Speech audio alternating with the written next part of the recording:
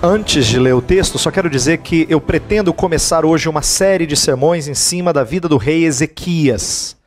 Ezequias não é um rei muito conhecido, então às vezes a gente pega certas porções da Bíblia que não são tão conhecidas e temos a chance de explorar e ver como a Bíblia é rica, como ela é instrutiva, toda ela é útil para o nosso ensino.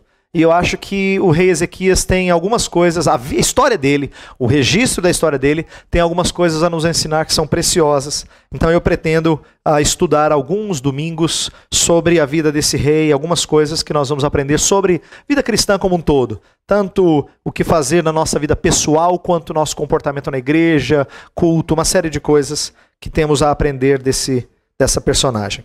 Bem, vamos ler o texto primeiro. E depois eu passo a explicar um pouco. Segundo livro dos Reis, capítulo 18, de 1 a 5, vamos ler juntos. No terceiro ano do reinado de Oséias, filho de Elá, rei de Israel, Ezequias, filho de Acás, rei de Judá, começou a reinar.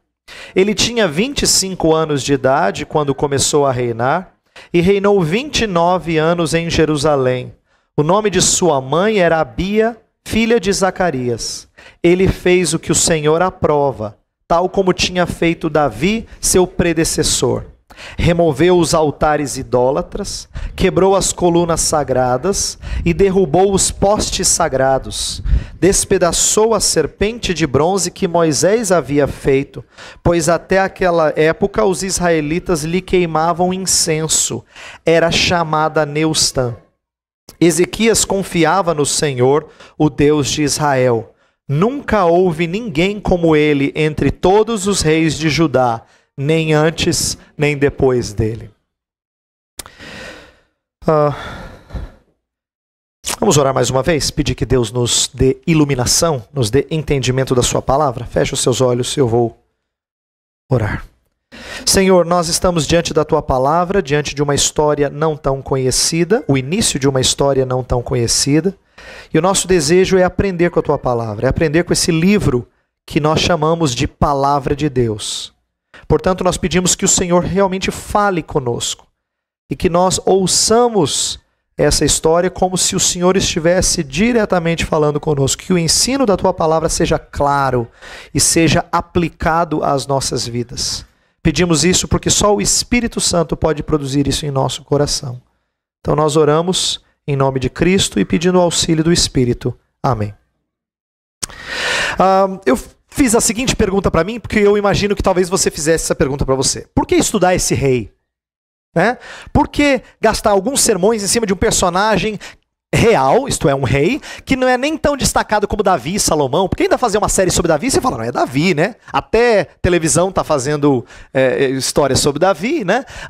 Salomão é um rei cheio de pompa, de glória, mas Ezequias não é. Ou talvez, por que não estudar uma outra parte da Bíblia com a qual nós identificamos mais? Tipo o livro dos Salmos. Já percebeu como o livro dos Salmos é precioso para tanta gente? Nós temos uma certa facilidade de nos identificar com os Salmos. Até quem não é cristão gosta de vez em quando de ler Salmos. Mas por que estudar a história de um rei como Ezequias? Até porque faz parte daqueles livros que cansam a gente um pouquinho. Se você já fez sua leitura devocional em casa, se você tem o costume de pegar a Bíblia e lê-la devagarzinho, dia após dia, ou de tempos em tempos, para você fazer uma reflexão, e você já leu o livro dos reis, o livro das crônicas, você vê que cansa um pouco. Surgiu um rei, fez o que era mal, fez o que era reto, e ele fez assim, assim, assim. E depois veio outro rei, mesma coisa. Veio outro rei, mesma coisa. Outro rei, mesma coisa. Chega no final você fala assim, parece que não muda muito. Tem uns detalhezinhos aqui e acolá, mas até as falhas são semelhantes. As idolatrias. Então parece que é uma história um pouco cansativa e com pouco proveito. Então por que estudar esse rei? A primeira resposta que eu poderia dar é que a Bíblia diz assim, dela mesma, toda a escritura é inspirada por Deus e útil para o ensino. Isso já seria resposta suficiente para dizer, se toda a escritura é inspirada por Deus e útil para o ensino, então vamos estudar essa parte. Mas tem outras razões que eu gostaria de apresentar que eu acho que são muito úteis para a gente crescer e aprender. E eu espero que isso seja útil para você, como tem sido para mim. Primeira razão que eu acho que é importante a gente estudar a história desse rei é porque a história da monarquia, isto é, do período que tiveram reis em Israel, apresenta o homem como ele realmente é, sem maquiagem, sem nada que o camufle. Por quê? Até reis gloriosos como Salomão, Ezequias, Josias têm as suas falhas reveladas. Outros reis nem são tão expressivos assim. Alguns são totalmente maus. Mas até os reis gloriosos, até eles têm suas falhas reveladas. A Bíblia não esconde, não camufla. Uma das coisas que a gente aprende com isso é que o ser humano é sempre igual. Interessante isso, nós temos o costume de dizer assim, na nossa época é diferente. Antigamente, a gente não fala assim? Antigamente parece que a sociedade era assim. Eu sei que em certos detalhes a sociedade muda, mas o ser humano é sempre igual. E o seu coração é enganoso e o conduz a pecados e a cair em idolatria. Então, quando a gente vê rei após rei, após rei, após rei, fazendo certas coisas semelhantes, inclusive nas falhas, você começa a entender como não há tanta mudança de época para época, porque o ser humano, essencialmente, nos seus problemas mais internos, ele é o mesmo. Uma segunda razão para a gente estudar esse assunto é que o livro dos reis tem um propósito muito interessante. E eu falo livro dos reis porque, quando você olha na Bíblia, você vê lá, primeiro rei, segundo reis, mas na verdade é um livro só. É um pacote só. E ele foi escrito num período interessante, ele foi escrito durante o cativeiro babilônico. Para quem não está acostumado com a história da Bíblia, tem um trecho da história do Antigo Testamento que é importante você saber. Quando Israel não tinha rei, eles pediram rei, porque eles queriam ser como as outras nações. Deus concedeu esse pedido, eles tiveram reis, alguns deles famosos, né, como Saul, Davi e Salomão. Depois de Salomão, rachou o reino. E então surgiram o reino do norte, chamado Reino de Israel, e o reino do sul, chamado Reino de Judá. E eles não se juntaram mais. E eles caminharam duas trilhas bem diferentes. O Reino do Norte abandonou Deus totalmente, os princípios, os valores cristãos totalmente, a ponto de ser castigado por Deus quando um país, uma nação, um império chamado Assíria, veio e tomou e destruiu Israel. Judá ficou fiel por algum tempo, mas teve reis maus, mas teve alguns reis bons, mas também acabou caindo em pecado a tal ponto que foi levada para o cativeiro babilônico. A Babilônia era a grande nação, o grande império da época, e tomou Judá. Quando o Reino do Sul, Judá, foi destruído pela Babilônia, alguns foram levados cativos. Reis foi escrito nessa época, durante o cativeiro. É uma história da monarquia para quem está no cativeiro. E isso é interessante. Por quê? Quem está no cativeiro está muito frustrado. Está muito desapontado com o plano de Deus. Deus, era aqui que o Senhor queria nos levar? Olha só o teu povo, isso aqui não é o teu povo. Isso aqui não é o povo que o Senhor ama e tanto cuida. Olha aqui, ó. Olha onde nós estamos. Muitos frustrados com a providência divina. Só que Reis não é uma história contada objetivamente, no sentido de que ela conta todos os detalhes. Não. Ela é uma história seletiva para ensinar uma lição teológica. Deus queria mostrar para o povo onde é que eles haviam se metido, por assim dizer. Por que é que eles estavam lá? E como eles caminharam geração após geração e se afundaram em idolatria. E é por isso que o cativeiro tinha vindo. Então o livro dos reis, na verdade, é uma lição triste, mas importante que eles precisavam aprender. Eles não estavam lá porque Deus simplesmente virou a cara para eles. Mas eles estavam lá porque eles haviam se colocado em situação de pecado. Às vezes a gente precisa disso na nossa vida, né? Tantas vezes você reclama e fala assim, eu não sei porque que eu estou aqui. Aí alguém fala assim, mas você lembra daquela decisão que você tomou assim lá atrás? Você lembra disso aqui que você fez? Você lembra disso aqui? É por isso que você chegou onde você está. E o livro dos reis é uma lição importante para nós nesse sentido. Mas tem uma terceira razão, e essa é o bojo do meu sermão, que é o relato de Ezequias dentro do propósito desse livro. Isto é, se por um lado ele mostra o juízo de Deus, por que eles estavam no cativeiro, Ezequias é uma história de esperança para quem está no cativeiro.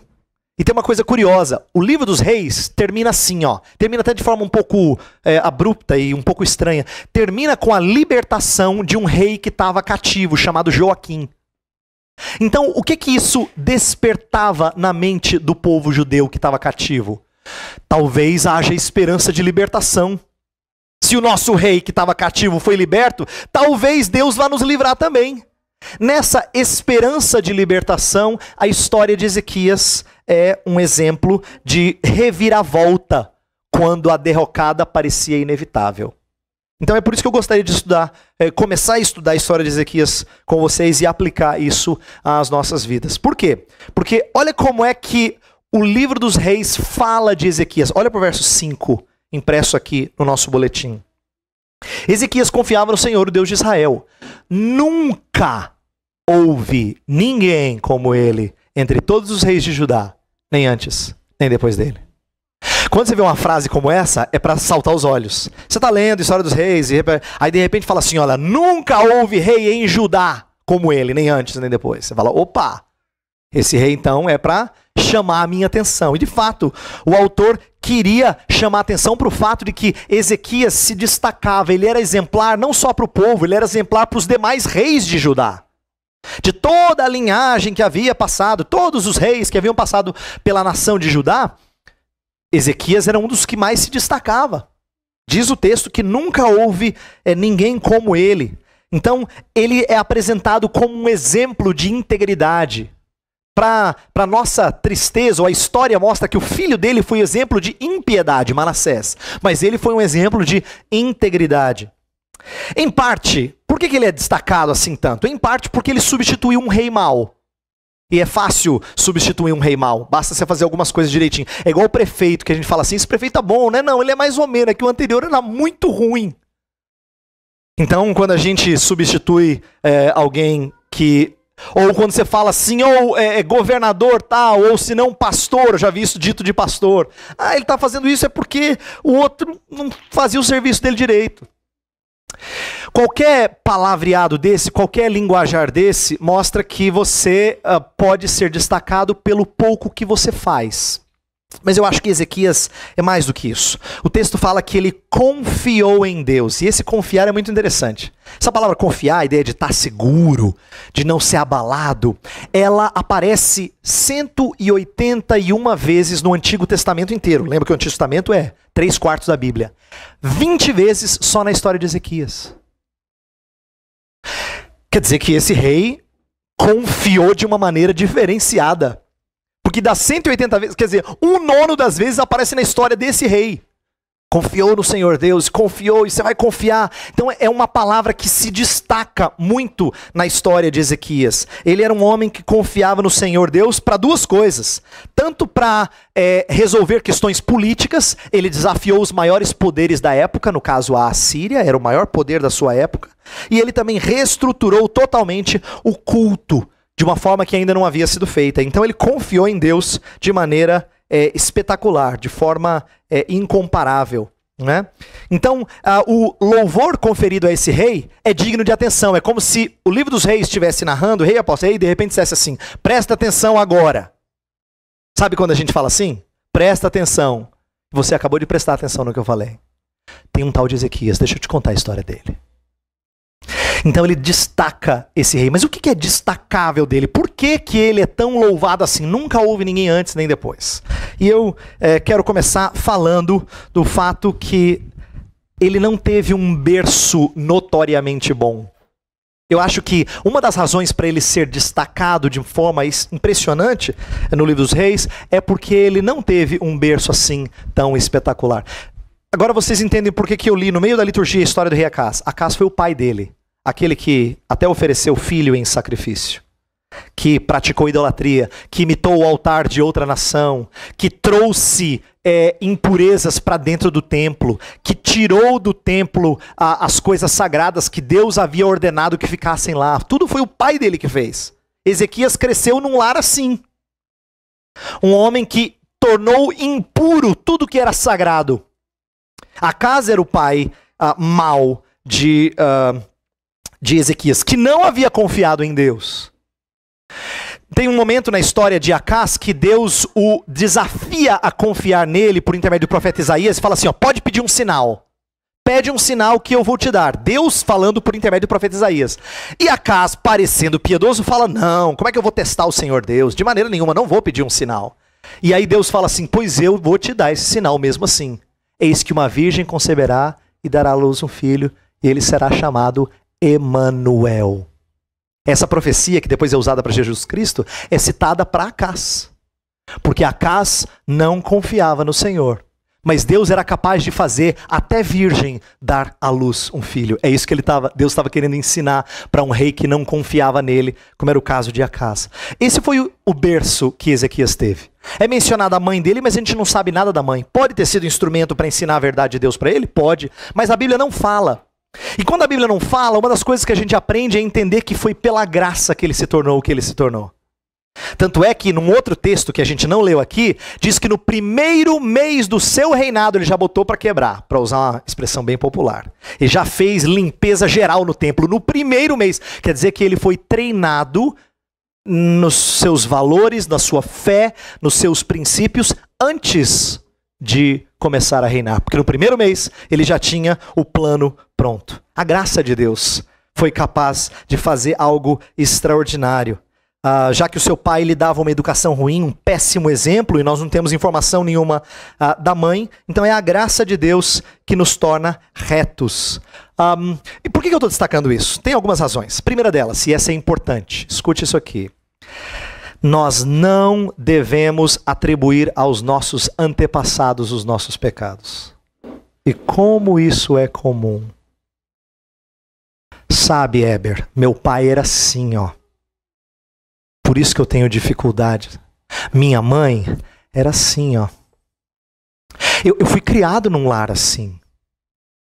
Na minha casa, era normal fazer isso. Quantas vezes a gente não ouve? E talvez até fala desse jeito. Mas Ezequias não podia dizer, olha, eu não consegui ser reto porque olha o meu pai. Não. Ele não só foi reto, ele foi reto de forma espetacular, fora do normal. De tal forma que não houve ninguém, nunca antes nem depois, em toda a história de Judá, que tenha sido igual. E é interessante que isso não é dito só de Ezequias, não. O que eu estou falando de ser um bom rei depois de um mau rei, isso aconteceu com os grandes reis de Judá. Asa, Ezequias e Josias foram os 3 reis que mais fizeram reformas e mudanças e limparam o povo da sua impureza. Eles foram reis que foram filhos de pais maus.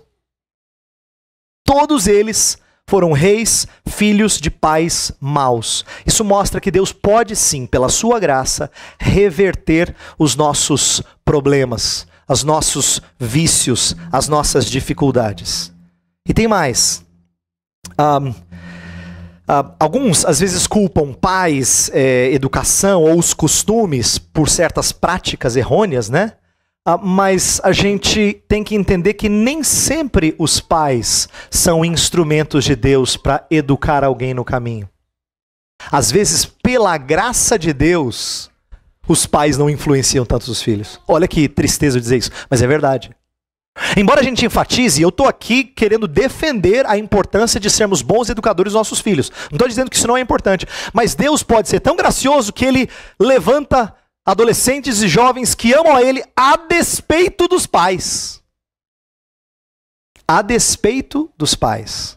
O pai pode ser um desinteressado, um desligado, a mãe pode não prestar atenção naquilo que está sendo dito domingo após domingo, e o filho, por graça de Deus, ser alguém que ama ao Senhor, que abraça as coisas do Senhor.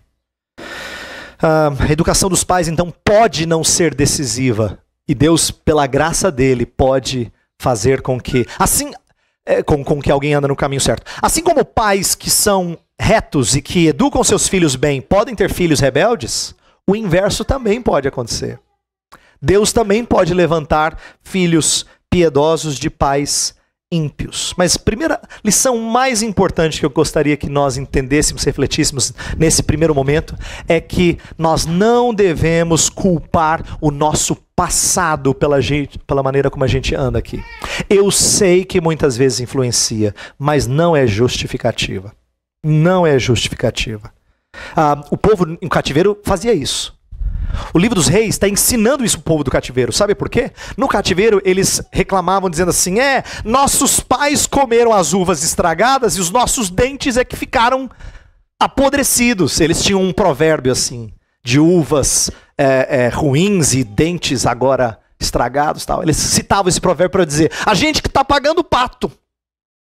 Mas aí o profeta Ezequiel fala nada disso. A alma que pecar, essa morrerá. Vocês estão onde vocês estão? Não é por causa do passado de vocês, porque vocês escolheram continuar em idolatria. Continuar. Vocês poderiam ter escolhido, como Ezequias, mudar, quebrar, romper com esse ciclo de pecado. Mas vocês não escolheram isso. A alma que pecar, essa morrerá. É isso que o profeta Ezequiel ensinou para o povo no cativeiro. E a história de Ezequias é um exemplo disso. Mas tem uma outra coisa que me impressiona. Não só foi reto porque ele foi destacado não só porque mesmo tendo pais, ou pelo menos o pai mau, ele conseguiu ser reto. Ele fez uma outra coisa impressionante. Ele fez um feito até então inédito. Quando você lê verso 3, o verso 4 principalmente, isso não chama tanto atenção, mas eu quero ler de novo e vou explicar porque esse verso é extraordinário. Verso 4 fala assim, removeu os altares idólatras, quebrou as colunas sagradas e derrubou os postes sagrados. Despedaçou a serpente de bronze que Moisés havia feito, pois até aquela época os israelitas lhe queimavam incenso. Era chamada Neustã. O começo do texto fala assim, removeu os altares idólatras. Numa outra tradução fala assim, removeu os altos. Você está lendo o livro dos reis, e lembra que eu falei que repete muito? Você lê assim a frase, remover os altos, não parece grande coisa, mas eu te garanto, é grande coisa, eu vou dizer por quê.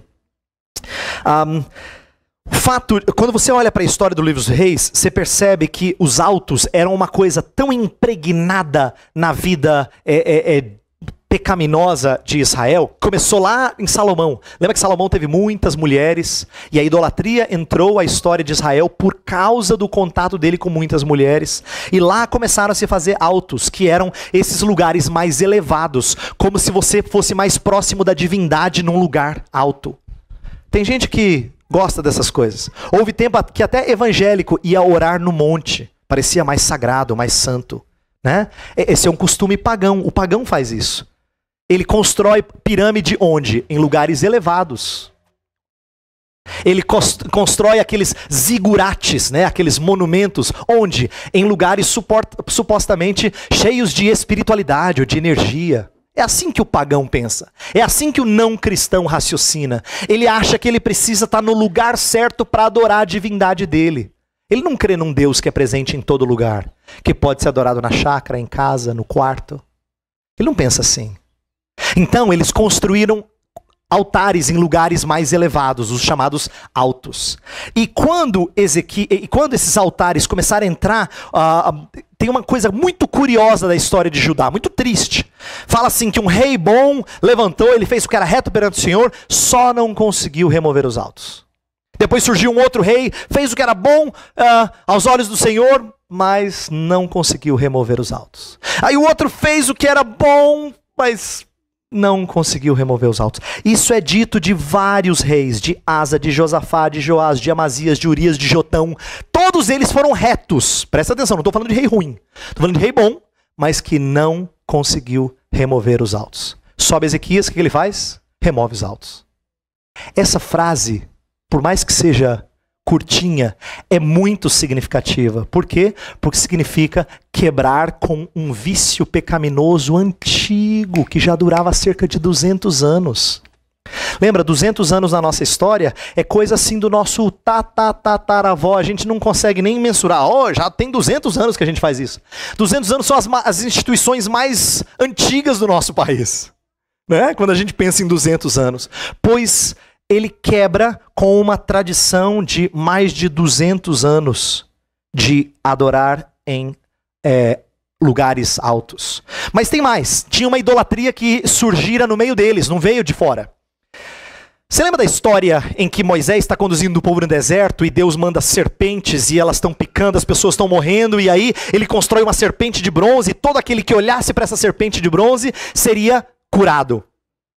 Pois bem, essa serpente de bronze foi preservada. Como talvez uma espécie de um lembrete, um xodozinho daquilo que Deus havia feito no passado. O problema foi que, de tempos recentes, tinha se tornado objeto de idolatria. Mas é difícil reconhecer isso, sabe por quê? Porque não é que eles assim, idolatravam, eles só queimavam incenso. Você viu como o escritor é sagaz? Ele está dizendo assim, ó, eles prestavam uma certa honra.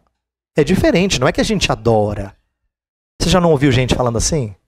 A gente não adora. A gente só assim respeita. Não é? Você já não ouviu esse argumento antes? A gente só assim admira.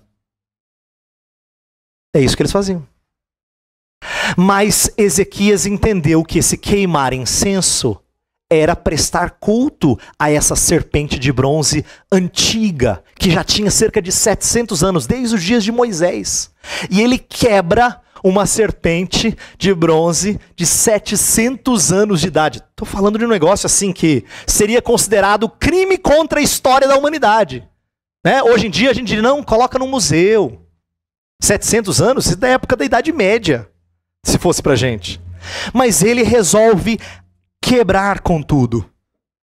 Ele resolve romper com aquele pecado.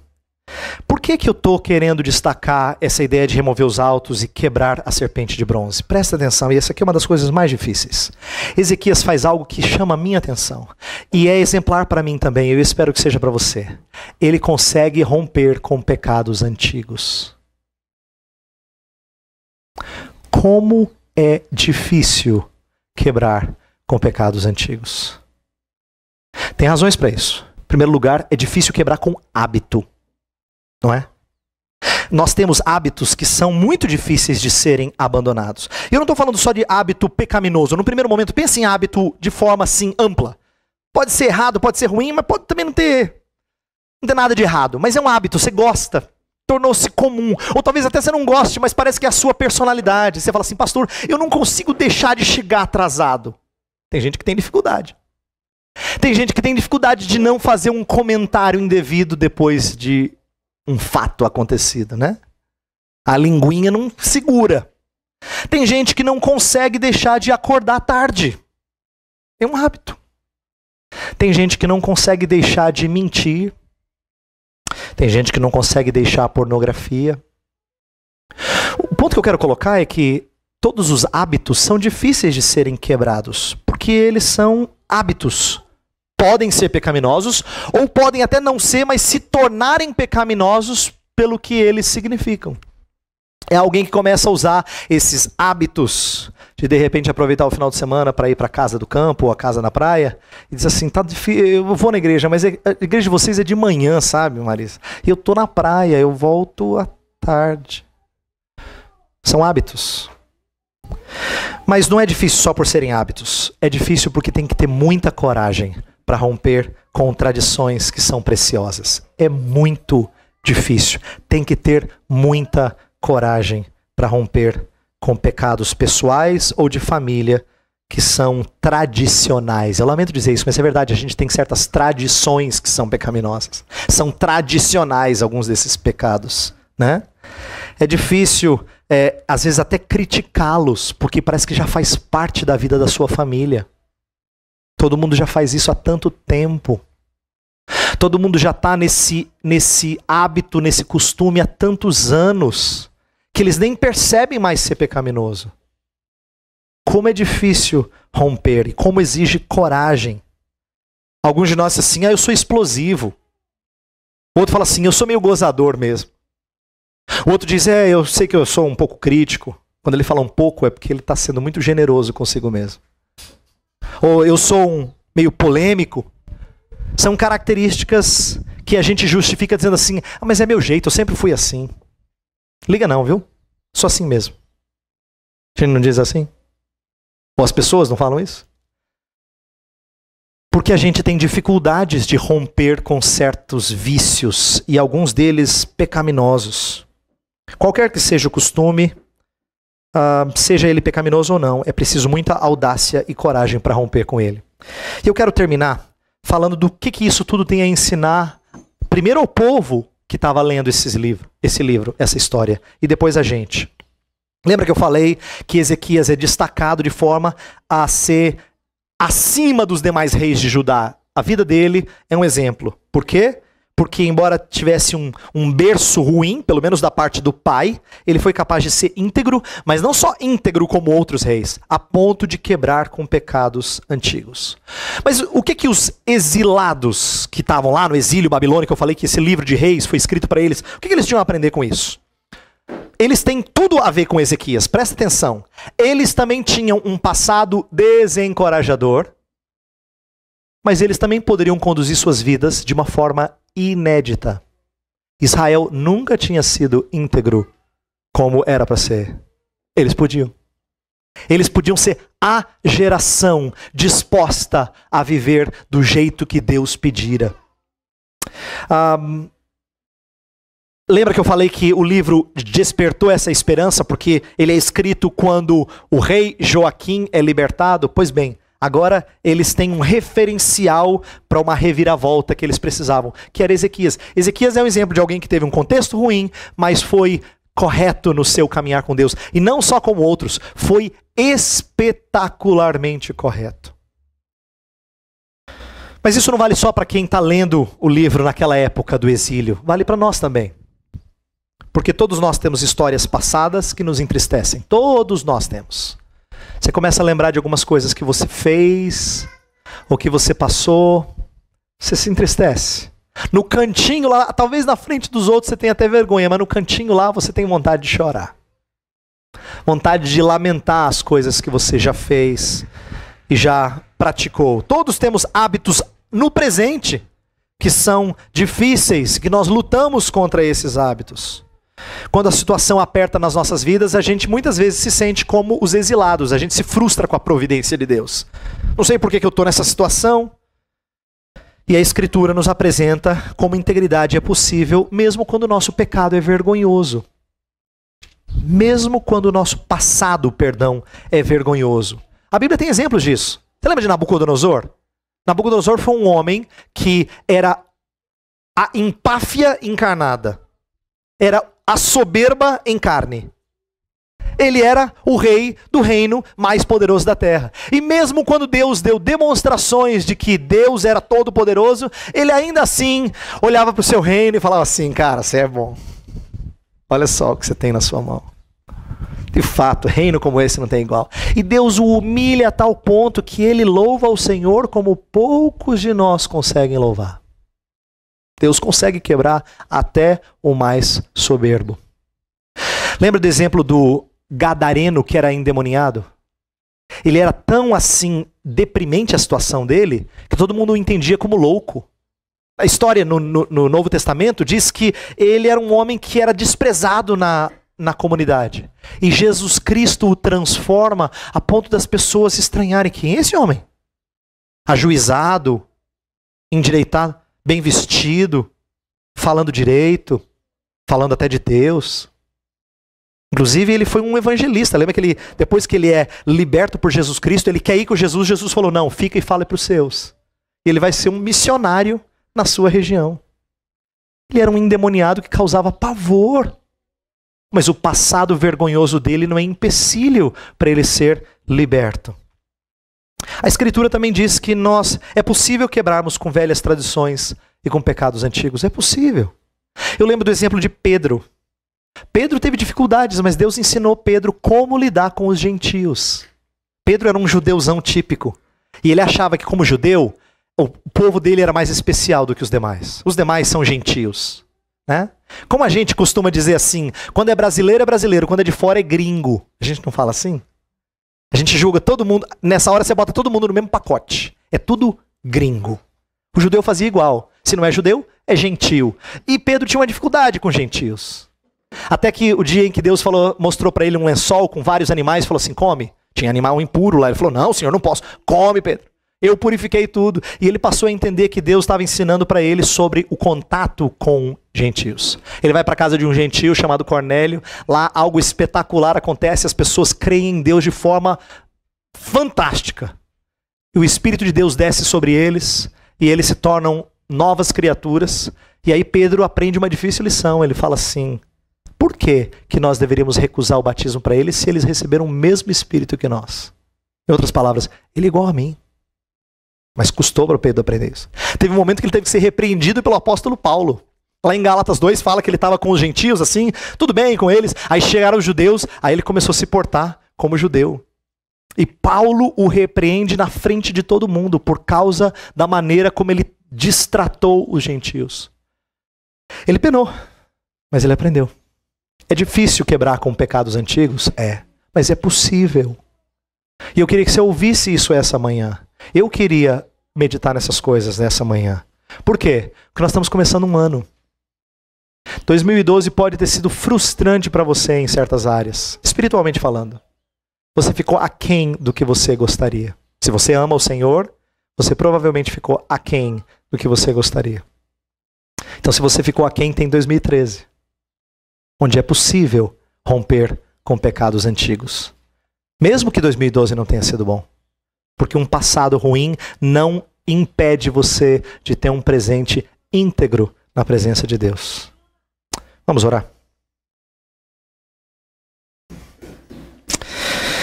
Senhor Deus, acabamos de estudar o início da história desse rei que teve um contexto bastante difícil, mas foi impactado a tal ponto que viveu uma vida exemplar pela tua graça, é verdade.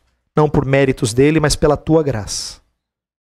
Senhor, é bom saber que passados que nos envergonham e vícios que parecem nos aprisionar não são motivos para nós desanimarmos da caminhada cristã. Eu sei que há várias pessoas aqui nessa manhã que lutam contra essas coisas, que se entristecem por causa do seu passado ou se entristecem por causa dos seus vícios.